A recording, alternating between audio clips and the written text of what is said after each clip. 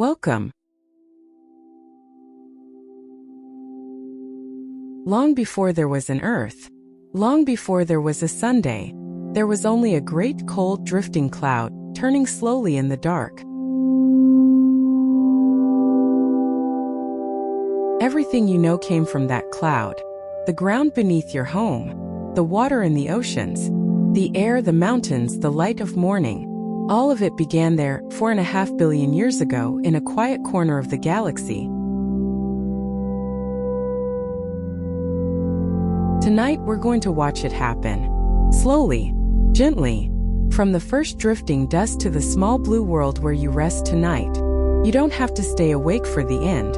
Let the story carry you, and when sleep comes, simply let it take you. Breathe in slowly, and let it go.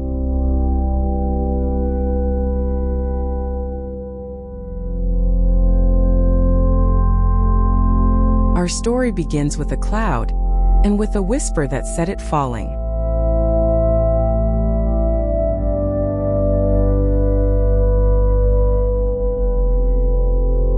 Before anything, there was the cloud.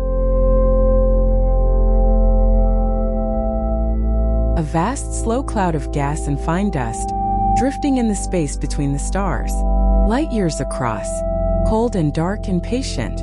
It had drifted here for a very long time in no hurry at all. Within it were the remains of older stars, stars that had lived and shone, and long ago let go of their outer layers, scattering their material back into space. All of that gathered here in this quiet cloud, the ashes of suns that shone before our own. For ages, the cloud simply drifted, turning slowly, gathering here, thinning there, waiting, though it did not know it was waiting, for something to set it falling. And then somewhere a whisper, perhaps a distant star, ending its life, sent a gentle ripple through the dark. And where that ripple passed, the cloud pressed a little closer together. And where it pressed together, gravity took hold.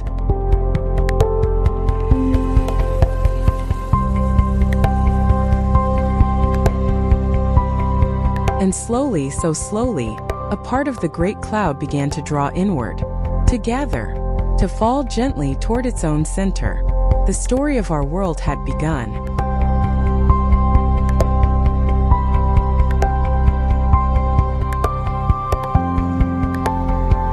As the cloud drew inward, it began to spin.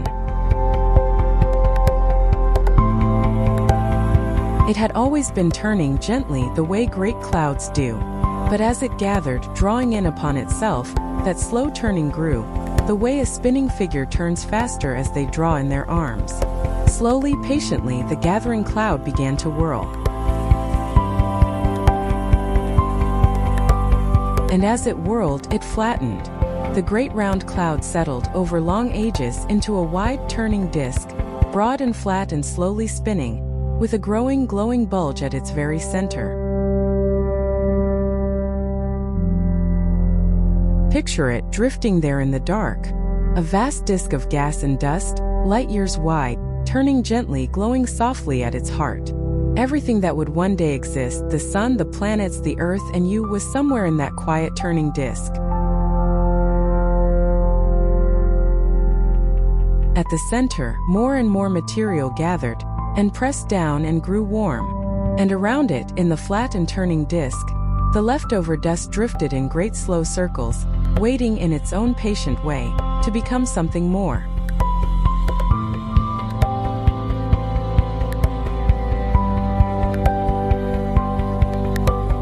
The center was becoming a star, and the disk around it was becoming a family of worlds.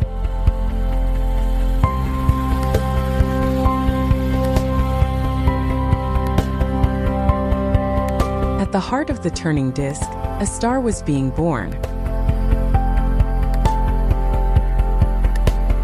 More and more gas fell inward, gathering at the center, pressing down, growing dense and warm. Not warm like a fire, but warm like a great and growing weight. pressing upon itself hotter and hotter, over a very long time. The center began to glow. Faintly at first, buried deep in the disk, a deep and sullen red. It was not yet a true star. It was a star waiting to be born, slowly warming at its heart. And then at last it grew hot enough.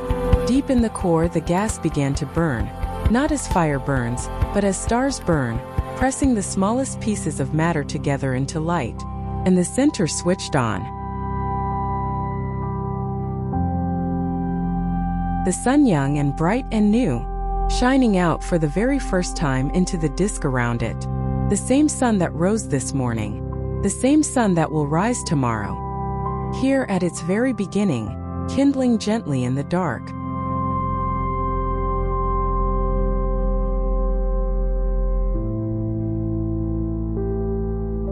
The sun was shining, and around it, in the turning disk, the worlds were about to begin.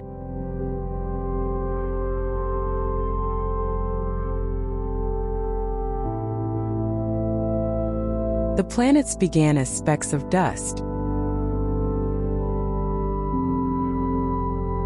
In the wide, turning disk around the young sun, countless tiny grains drifted in slow circles, grains of rock and metal and ice, each one smaller than a mote of dust in a sunbeam.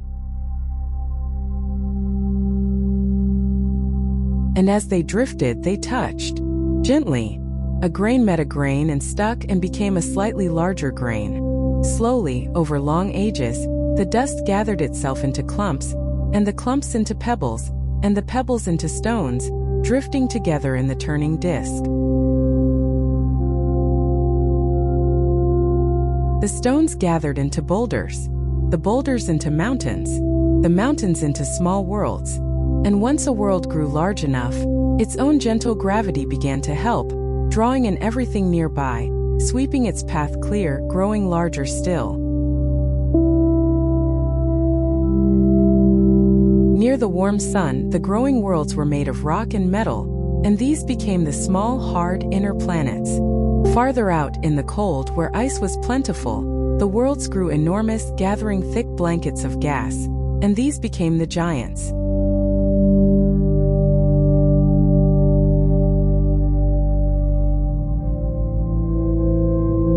One world among the inner four was drifting at just the right distance from the sun. Not too hot, not too cold. Let us follow that one.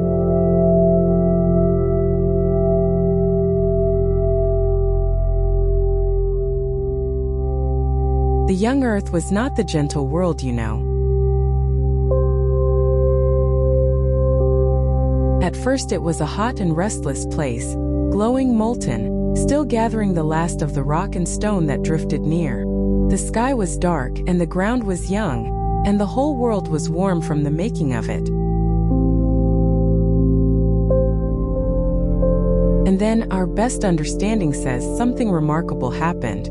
Another young world about the size of Mars, drifting on its own path, came slowly near and gently. In the language of these vast slow times, the two met.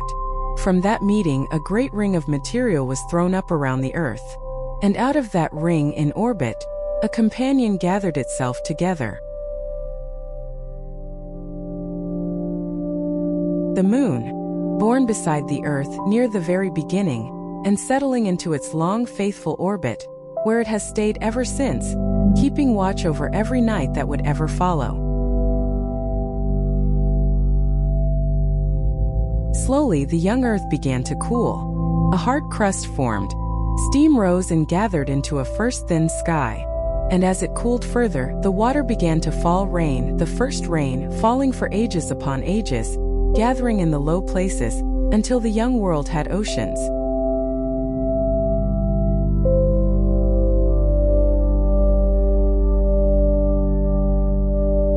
A blue world forming quietly around a young star.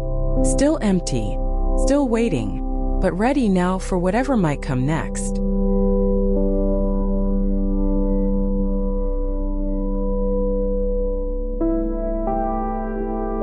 The cloud has gathered.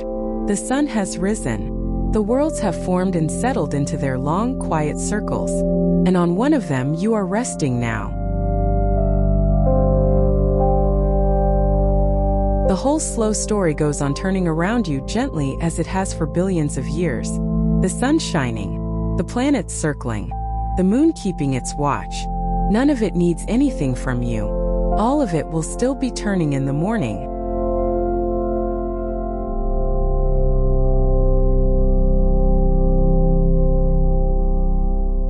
Your breathing has slowed. Your body is heavy. Let the long story go on without you now.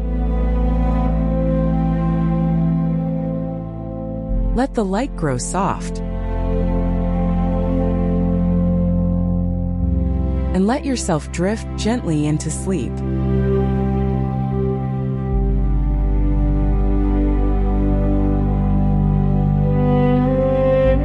Part 5a, The Ashes of Older Stars.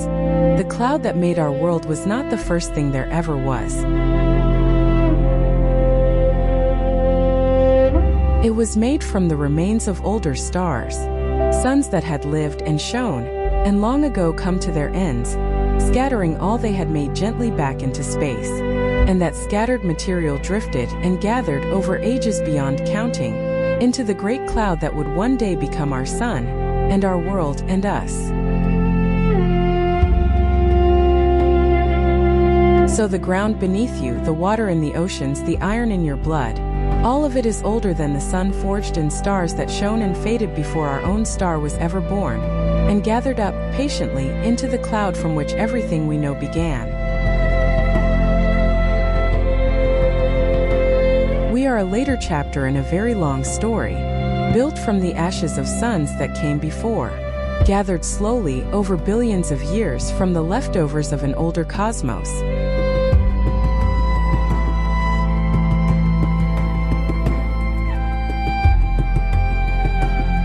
There is something gentle in that thought.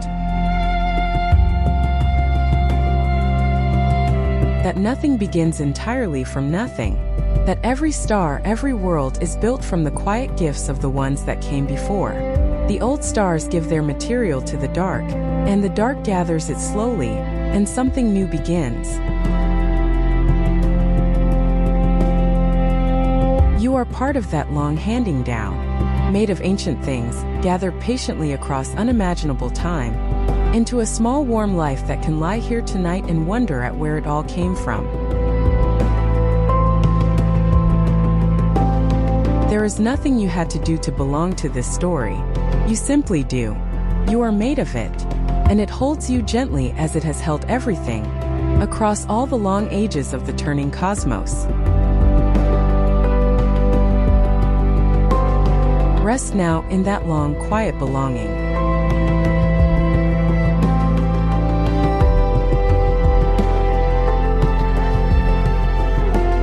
Part 5b, The giant worlds take shape. Far out in the cold of the young disk, where ice was plentiful, the greatest worlds began to grow. There, the gathering worlds grew large quickly, and their gravity grew strong, and they began to draw in not just rock and ice, but great blankets of gas from the disk around them. And so they swelled enormous and slow into the giant planets. Jupiter, the greatest of them all, grew so large that every other planet could fit inside it, all together with room to spare. A vast striped world of cloud and storm, turning gently in the outer cold. And beyond it, Saturn, wrapped in its delicate rings of ice, countless pieces of frozen water, drifting together in a wide shining band, turning slowly around the pale gold planet.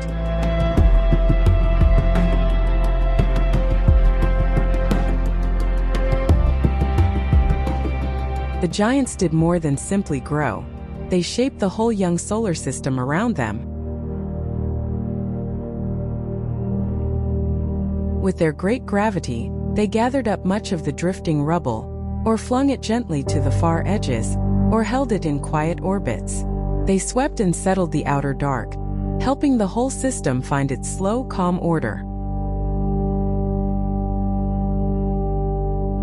and they gathered families of moons around themselves, dozens of small worlds each, circling the giants in long, patient orbits, some of ice, some of rock, drifting quietly in the reflected light. Picture them now, far out in the cold, turning slowly, wrapped in cloud and ring and moon, keeping their calm and stately watch over the outer solar system, as they have for 4.5 billion years. There is no hurry in the giants, only the slow, gentle turning. Let their calm reach you out of the deep cold and settle over you quiet and vast as you drift toward sleep.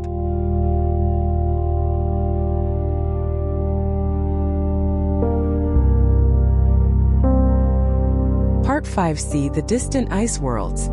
Farther still from the young sun, in the deepest cold of the disk, two more great worlds gathered slowly. Uranus, a world of pale blue-green, smooth and quiet, tipped gently onto its side by some ancient nudge, rolling slowly around the sun. And beyond it, Neptune, a deep and vivid blue, the most distant of the great planets, turning quietly at the far edge of the light. They formed so far out and so slowly that even now a single one of their years lasts far longer than a human life. Out there, the young sun was only a bright point of light, giving light but little warmth, and these worlds gathered themselves in the deep cold, patient and unhurried. They took their places at the outer edge of the family of worlds, and settled into their long, slow orbits, where they have drifted ever since, calm and quiet in the far dark.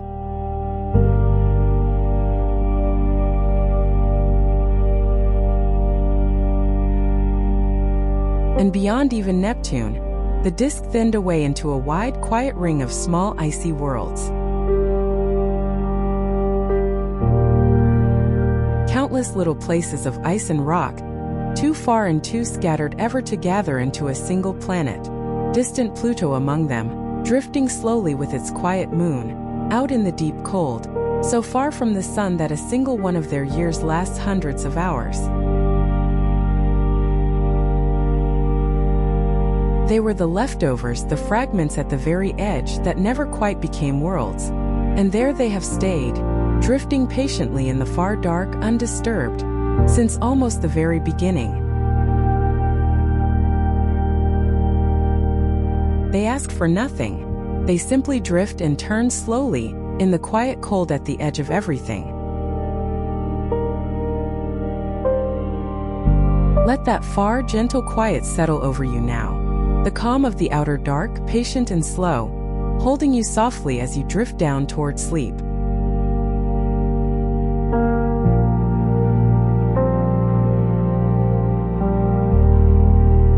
Part 5d. Where the water came from. The young Earth in its first hot age was a dry and restless place.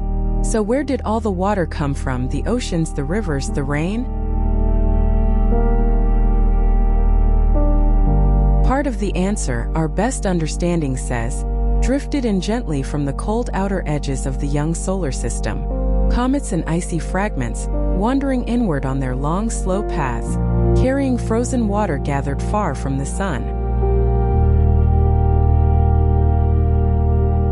Over long ages, these icy visitors drifted down toward the inner worlds, and some of them met the young Earth softly, adding their frozen water to the cooling world. Drop by drop across an unimaginable span of time, the oceans slowly gathered. So the water in the seas tonight, and the water in you, may have begun its journey far out in the cold dark, drifting inward patiently over ages, to gather at last on a small blue world.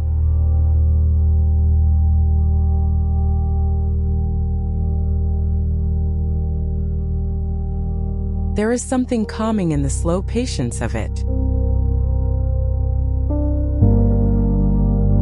Water that drifted for ages through the cold, and gathered slowly into oceans, and rose into clouds and fell as rain and gathered again, turning through the same gentle cycle over and over for billions of years. The same water moving slowly through the world again and again. The rain that falls tonight has fallen countless times before. The water in your glass is older than the sun, and has been many oceans, many clouds, many quiet rivers across the long ages of the world. Let that slow, patient cycle carry you now. The gentle turning of water through the world, unhurried, endless, calm.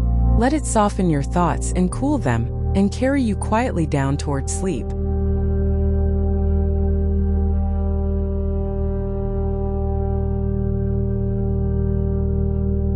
Part 5e The Leftover Stones. Not everything in the young disk became a planet. Between the small rocky worlds and the great giants, there is a wide, quiet ring of leftover stones. The asteroid belt. Countless fragments of rock and metal, from tiny pebbles to small worlds hundreds of miles across, drifting slowly in the space between Mars and Jupiter. They are the pieces that never quite came together. Held apart by the great gravity of nearby Jupiter, they were never able to gather into a single planet, and so they remained as they were, scattered building blocks drifting quietly, for 4.5 billion years. You might imagine them crowded and tumbling, but the truth is far gentler. The belt is so vast and its pieces so spread out, that if you stood on one, you might never see another. Only black sky and distant stars and a single silent stone, turning slowly beneath your feet.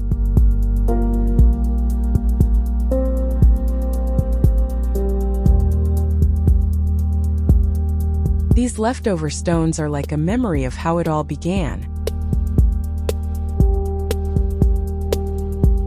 They are made of the same first material as the planets, but they never changed, never melted, never gathered into worlds. And so they hold quietly the story of the very beginning, pieces of the young disk drifting undisturbed, exactly as they were, since almost the first days of the solar system. Now and then one drifts inward and falls softly through the sky as a shooting star, a tiny piece of the beginning, arriving gently on the world it helped to build long ago. There is something peaceful in these patient stones, asking nothing, changing nothing, simply drifting and turning, and keeping the quiet memory of the beginning. Let their calm patience settle over you now, as you drift toward sleep.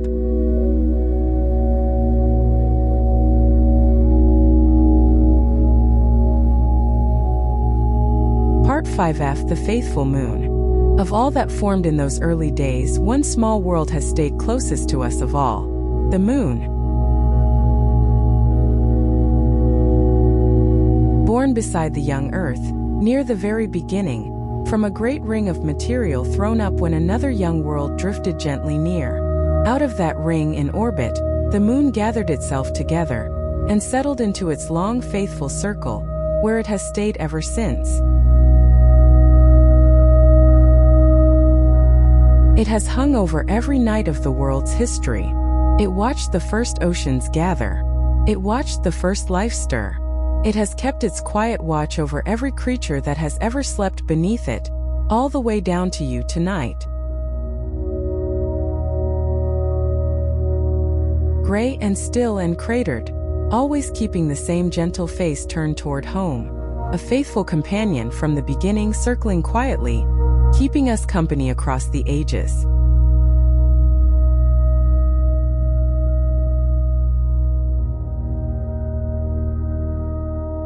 And the moon does something gentle to the world even now. Its soft gravity reaches across the space between, and pulls ever so slightly on the oceans.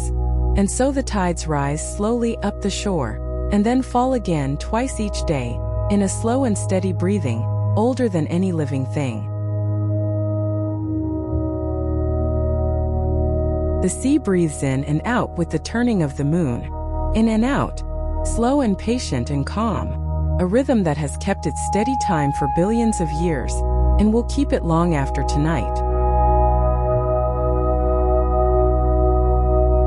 Let your own breathing fall into that slow rhythm now. In like the rising tide, and out like the falling, slow and gentle and sure. The same calm breathing as the sea beneath the moon. In, and out, and down softly toward sleep.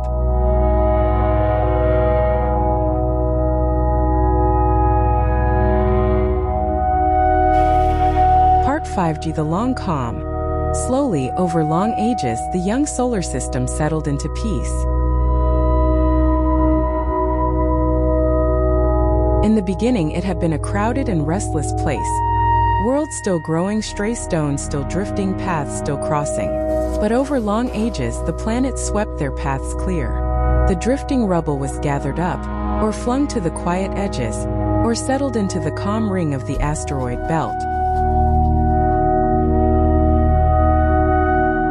And the solar system became what it is tonight. The sun, shining steadily at the center. The small rocky worlds circling close. The great giants turning slowly in the cold. Each planet in its own long, quiet orbit, settled into a calm that would last for billions of years. This is the calm we still live in now. The same sun rising and setting. The same planets keeping their same slow circles. The same moon lifting the same tides. A quiet, steady clockwork, turning gently, age after age.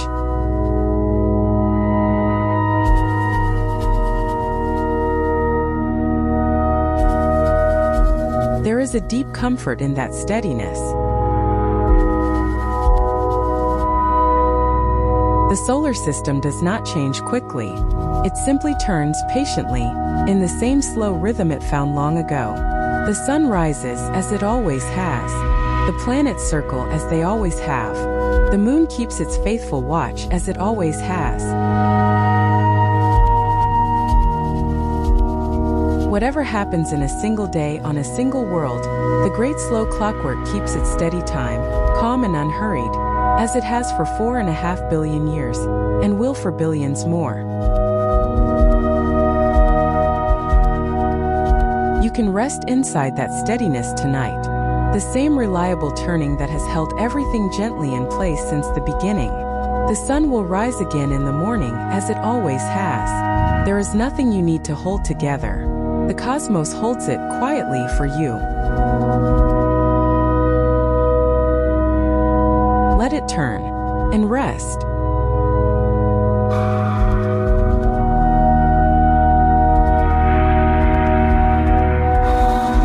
Part 5H. From dust to you.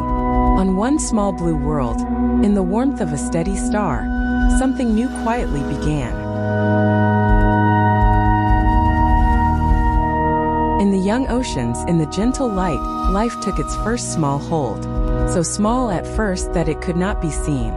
And then, over a stretch of time almost beyond imagining, it grew and spread and changed. Into drifting things in the sea, into green things along the shore, into forests and creatures, and at last, after billions of years, into a small warm being, lying quietly in the dark, listening to a soft voice drifting toward sleep. All of it from that first cloud. All of it from drifting dust. All of it patiently over 4.5 billion years, gathering slowly into life and into you.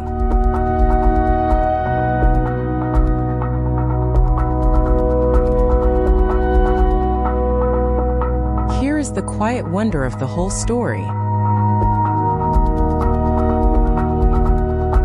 The atoms that make up the ground beneath you were once drifting dust in that first great cloud. The water in the oceans and the water in you, gathered from the same disk that made the planets. The iron, the carbon, the very stuff of your body was forged in stars that shone and faded long before the sun was born.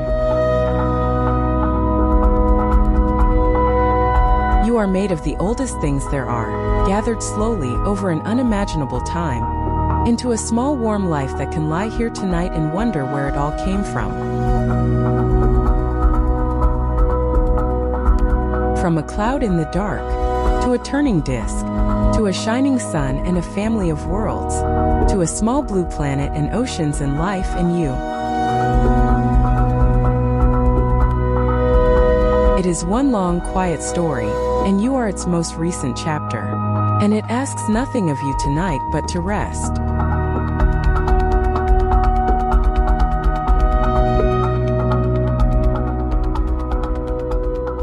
Part 5I. The long story rests.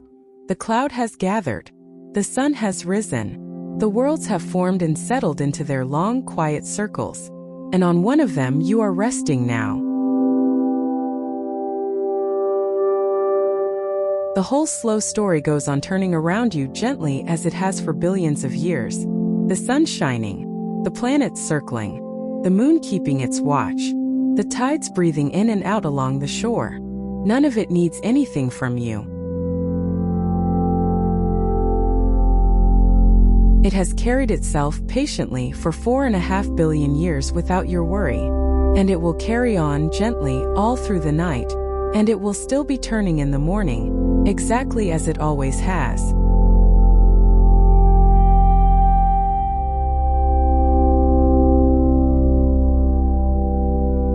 So let the long story go on without you now. You do not have to hold any of it together. You do not have to carry anything into the night. The sun will rise again. The world will turn. The moon will keep its faithful watch. All of it quietly without any help from you. Let the day drift away, like dust settling gently in the dark. Let your thoughts grow soft and slow and still. Let your body sink, heavy and warm, into rest.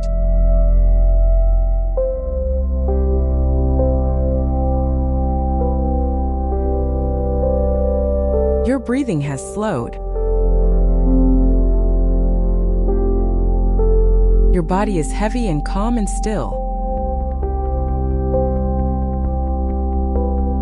The sun is shining far away, on the other side of the turning world, waiting quietly to return with the morning.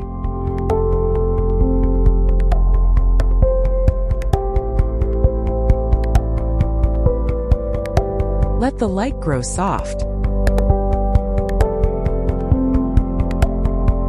Let the long story fade and drift away.